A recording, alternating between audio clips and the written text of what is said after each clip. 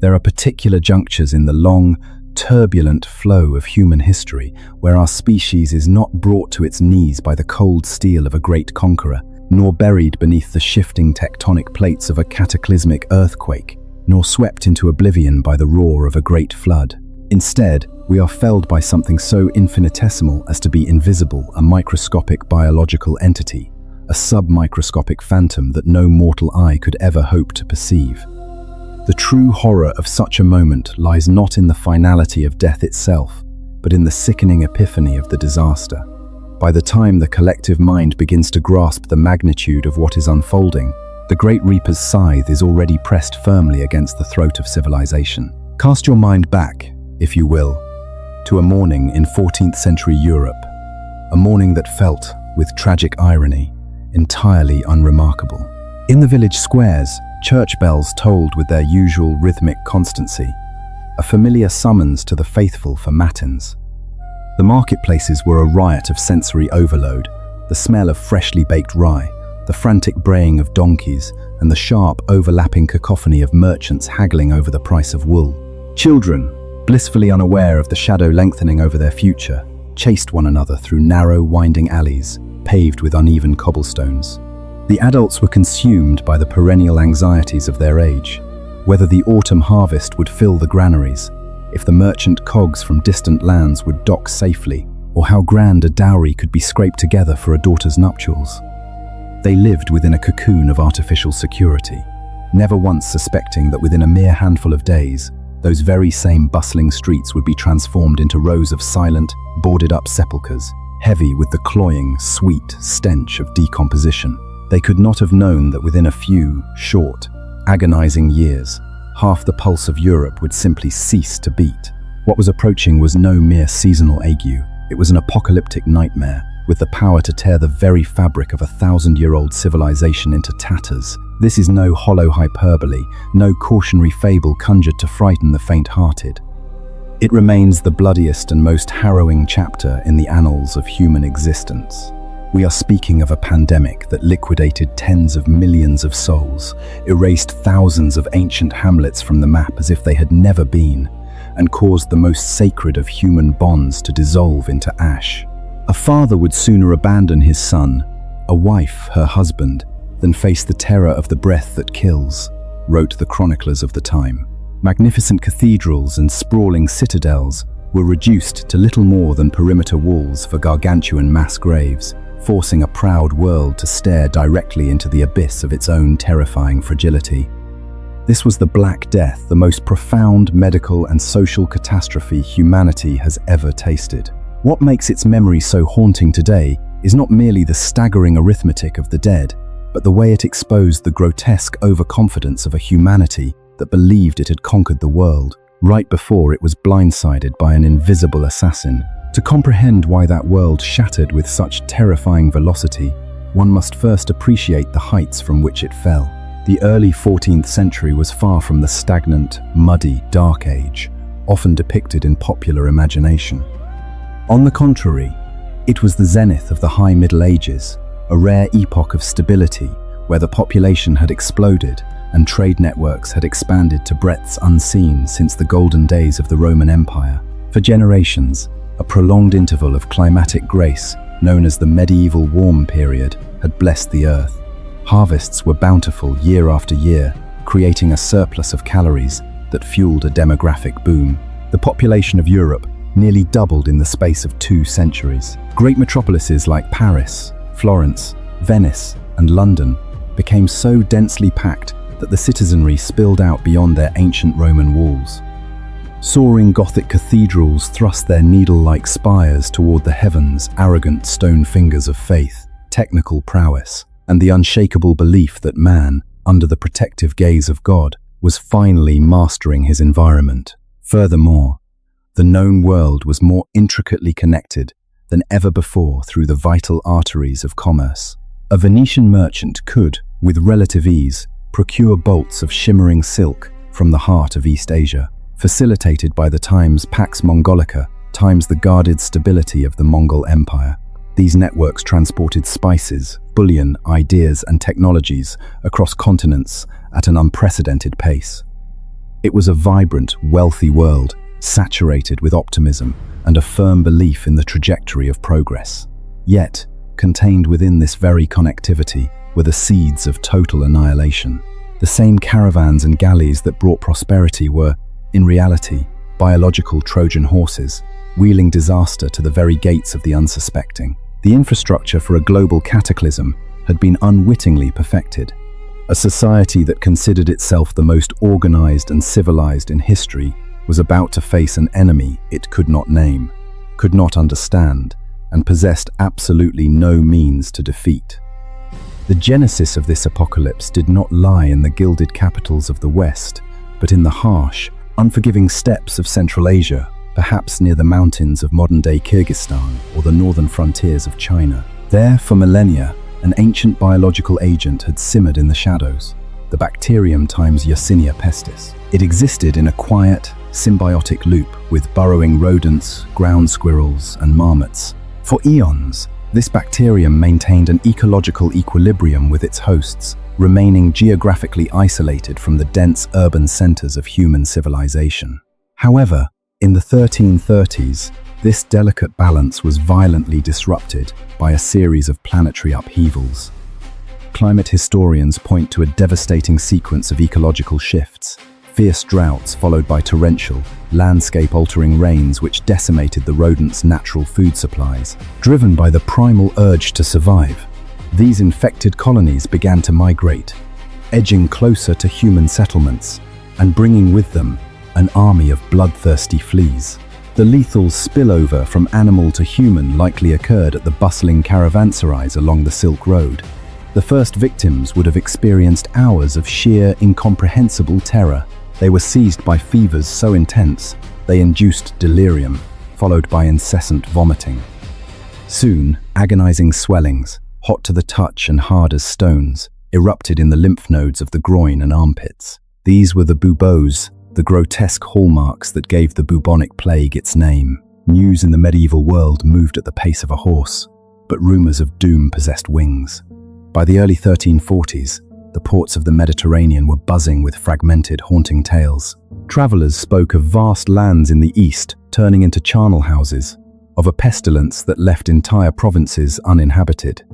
Even teeming regions like India and Mesopotamia were reportedly being flayed of their populations. Europeans listened to these accounts with the detached horror one reserves for distant tragedies, dismissing them as the misfortunes of heathen lands. They did not realize that the very sacks of rare spices gracing their banquet tables were the guides leading the silent executioner to their doors. The geographical fulcrum of the disaster was the Crimean Peninsula, specifically the city of Kaffa, a bustling merchant hub on the shores of the Black Sea. Kaffa was a formidable colony of the Republic of Genoa, serving as the vital link between the overland Silk Road and the maritime networks of the Mediterranean. In 1346, Kaffa found itself besieged by the Golden Horde. Under the command of Khan Jani Beg, the Mongol forces were determined to reclaim the fortress. However, the thickness of the Genoese stone walls and the city's ability to be resupplied by sea turned the conflict into a grueling stalemate. But then, a shapeless killer infiltrated the Mongol camp. Amidst the wretched sanitation and the cramped conditions of the siege lines, the plague began a silent massacre of the nomadic warriors. Soldiers died by the thousands, their skin turning a necrotic black before their final breath. The Khan's unstoppable army was not broken by arrows or catapults, but by biology. Faced with total defeat, Jani Beg committed one of the most infamous acts of biological warfare in history. He ordered his trebuchets to hurl the plague-ridden corpses of his own men over the walls and into the city of Kaffa. For days, the sky over Kaffa rained the dead. The terrified defenders watched as rotting, infected bodies smashed onto rooftops and into the crowded marketplaces. The psychological impact was devastating, but the biological reality was worse. The bacteria and their flea vectors abandoned the cooling corpses in search of the warm, living bodies of the terrified citizens. The impenetrable Genoese fortress had been breached from within in a manner no one could have anticipated. Panic gripped Kaffa like a vice. The Genoese merchants realized the city was cursed. They boarded their galleys in a desperate bid for salvation, hauling aboard their gold, their silks, and their invisible lethal stowaways. 12 ships slipped out of the harbor, carrying the embers of the end of the world toward the heart of Europe. They bypassed Constantinople and veered into the Mediterranean, the economic lungs of the continent. Every port they touched became a new site of infection. The first major European domino to fall was Messina, Sicily. When the Genoese ships drifted into the harbor in October 1347, the dock workers witnessed a scene from the bowels of hell. Most of the sailors were already dead, their corpses putrefying on the decks. The few survivors were maddened by pain, their bodies covered in oozing black boils. The authorities of Messina realized the truth too late. Though they eventually ordered the ghost ships back out to sea, the true agents of transmission, the black rats and their fleas, had already scurried down the mooring ropes and into the city. Messina was the first test, and Europe failed it utterly. The contagion erupted like a wildfire in a gale. Within weeks, the social architecture of Messina disintegrated. The populace fled into the countryside in a vain attempt to escape, unwittingly carrying the seeds of death into the interior of the island. As word of the great mortality spread, other ports began to slam their gates in terror, but medieval quarantine measures were like trying to hold back the tide with a sieve. Greed often overrode fear. A ship heavy with pepper and silk could often find its way into a harbor with the right bribe. By early 1348, even the proudest maritime republics began to buckle. Genoa was ravaged. Venice, the queen of the Adriatic, faced an existential crisis. The Venetians, with their characteristic pragmatism, developed the Lazaretto system, quarantine islands, where ships had to wait for times 40 giorni times 40 days, the etymological root of quarantine before entry. But the tide could not be stemmed. The elegant gondolas of Venice were repurposed as death barges, gliding silently through the canals, no longer carrying singers, but piled high with the dead, accompanied only by the incessant tolling of funeral bells. From Italy, the Black Death strode like a colossus into Marseille, crossed the Adriatic to Dubrovnik, and then struck the densely populated heart of the continent. Paris, London, Florence, Barcelona, mazes of narrow alleys, multi-story timber houses, and open sewers became perfect death traps. Places that had been symbols of human achievement were now tinderboxes, waiting for the spark of contagion to ignite. When the plague struck a city, it didn't just kill individuals, it murdered the very mechanisms of community. And the most tragic aspect was that the people of the time possessed no scientific shield. The most brilliant minds at the University of Paris were utterly helpless. Lacking any concept of germ theory, they concluded that the air had been corrupted by a malevolent conjunction of the planets, releasing miasma, poisonous vapors from the bowels of the earth. Doctors advised the terrified public to avoid bathing, fearing that opening the pores would allow the corrupt air to enter the body. They burned aromatic woods in the streets to mask the smell of death. They practiced bloodletting, a method that only served to hasten the patient's end. They lanced the buboes, unwittingly spraying bacteria into the air. Every desperate attempt at a cure seemed only to exacerbate the horror. As knowledge failed, a profound spiritual and psychological crisis began to crack the foundation of society. Giovanni Boccaccio, an eyewitness to the desolation of Florence, left behind pages stained with metaphorical blood and tears. The plight of the lower and middle classes was even more pitiful to behold. They fell sick by the thousands, and receiving no care or attention, died, almost without exception. One citizen avoided another, hardly any neighbor troubled about others, and even relatives sometimes forgot to visit each other. Moreover, and what is almost incredible and even cruel, fathers and mothers were often reluctant to care for their own children. Law and order evaporated because there was no one left to enforce it. Bakeries shuttered because the bakers were dead.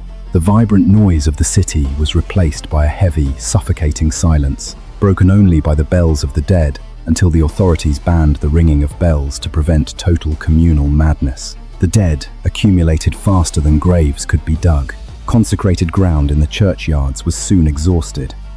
Great yawning trenches were excavated, vast mass graves, where the bodies were stacked in layers like cordwood, separated by thin skims of earth. To the 14th century mind, there was no separation between the physical and the spiritual. A catastrophe of this scale could only be interpreted as the literal wrath of God. The church, the very bedrock of medieval life, was put to a terminal test. People flocked to cathedrals, organizing massive processions to plead for mercy. But these very gatherings became the perfect vectors for the pneumatic plague, a secondary, even more lethal strain that spread through the air. When prayers went unanswered and priests died as quickly as beggars, a form of desperate, radical piety emerged. These were the flagellants processions of men in grey robes who wandered from town to town. Twice a day, they would strip to the waist in the public square and lash their own backs with iron-tipped whips until the stone beneath them was slick with blood.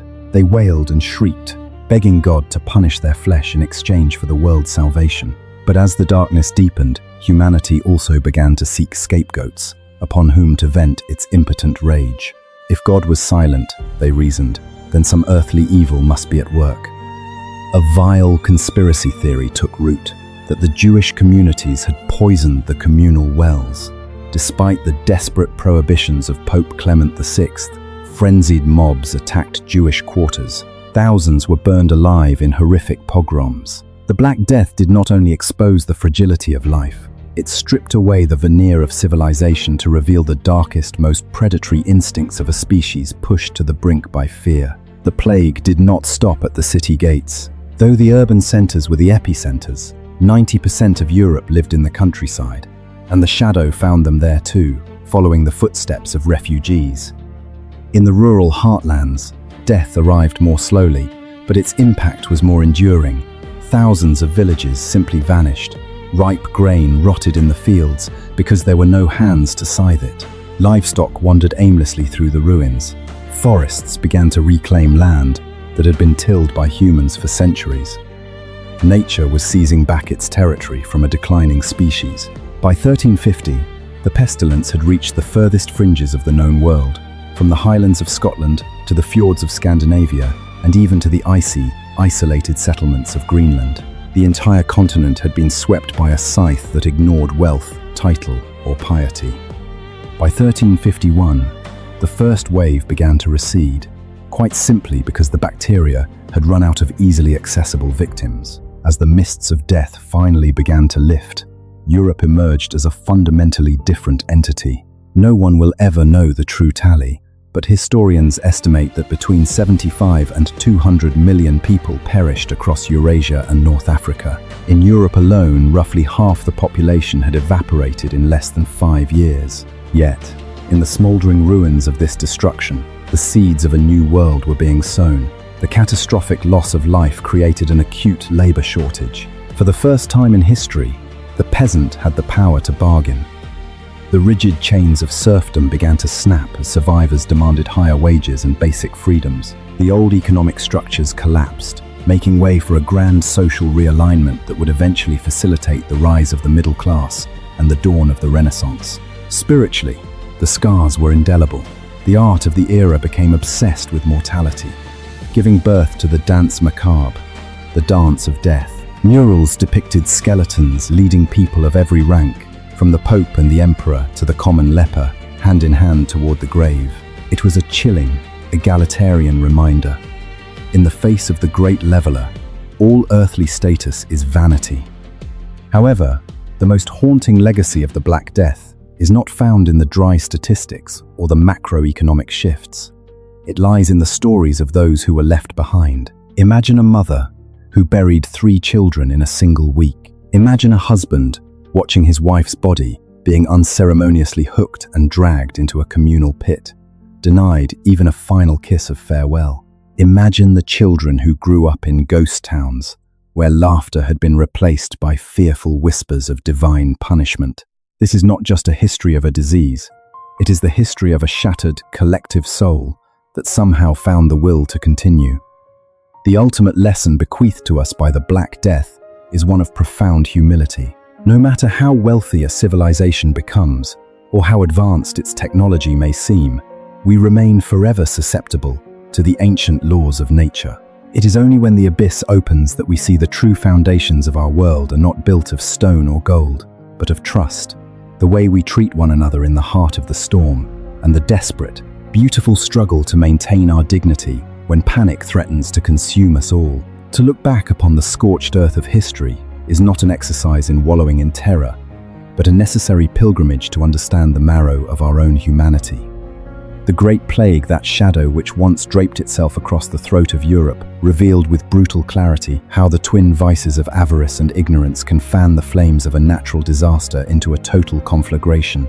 Yet, amidst the soot and the silence, it also demonstrated that the flickering embers of responsibility and compassion are the only lights capable of piercing such a profound gloom.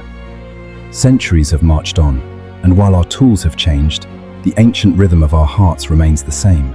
We are still haunted by the same phantoms of panic, still bewildered by the invisible foe, and we are still in desperate need of that same medicine, the quiet, stubborn courage of human kindness. If there is a singular, harrowing lesson that must be etched into the consciousness of every generation rising from the ashes, it is this: civilization is not a self-sustaining fortress.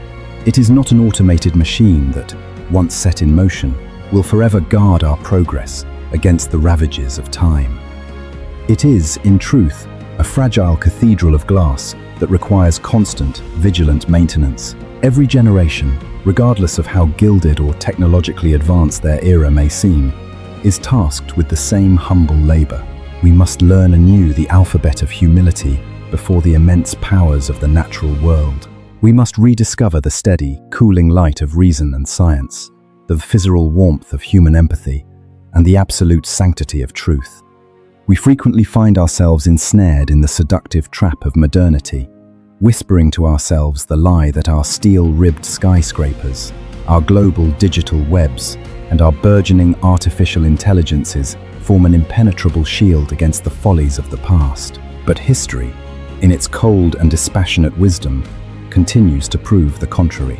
Technology may indeed grant us the wings to brush against the stars, yet when the primal fear of the end touches our most basic instincts, we are just as capable of descending into the same depths of cruelty and superstition as those who walked the plague-stricken streets 7 centuries ago.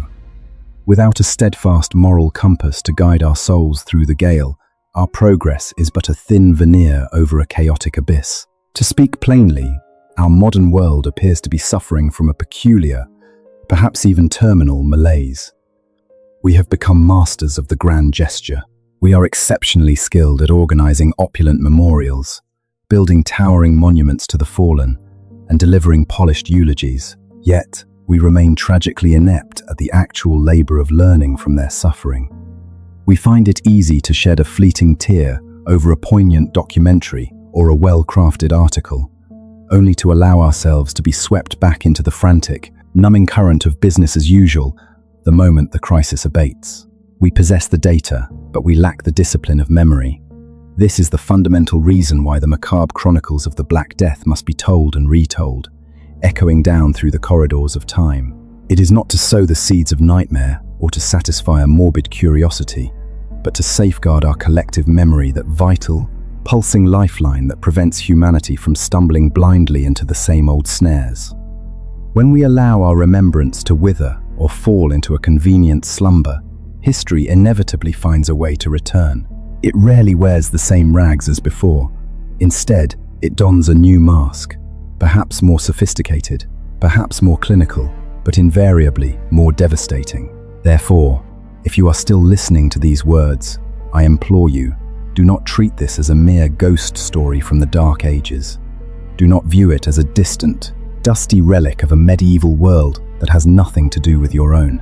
Instead, look upon it as a mirror, a looking glass that cuts through the centuries. It is a mirror that reflects the breathtaking fragility of a single human life, yet simultaneously catches the glint of our extraordinary capacity for rebirth. It shows us with terrifying honesty how swiftly a man can shed his dignity in a moment of blind panic, and yet how sublimely he can sacrifice himself when the voice of love speaks louder than the roar of fear. Ultimately, the most enduring legacy of a great catastrophe is not the cold mathematics of the dead, nor the graphs of economic ruin. It is the answer to a much deeper question. Who did the survivors choose to become when the sun finally rose over the ruins? History, in its essence, was never intended to be a mere collection of facts to satisfy the inquisitive. It exists as a tolling bell, a persistent and solemn warning against the overweening pride of man. It is a stern tutor, teaching us how to maintain our sanity and our grace in the face of our own hubris. If this narrative of agony and endurance has caused you to pause, even for a few fleeting seconds, to reflect upon the precarious state of the world we inhabit, the safety of your kin, the destiny of your community, and your own personal weight in the scales of fate, then history has fulfilled its sacred purpose.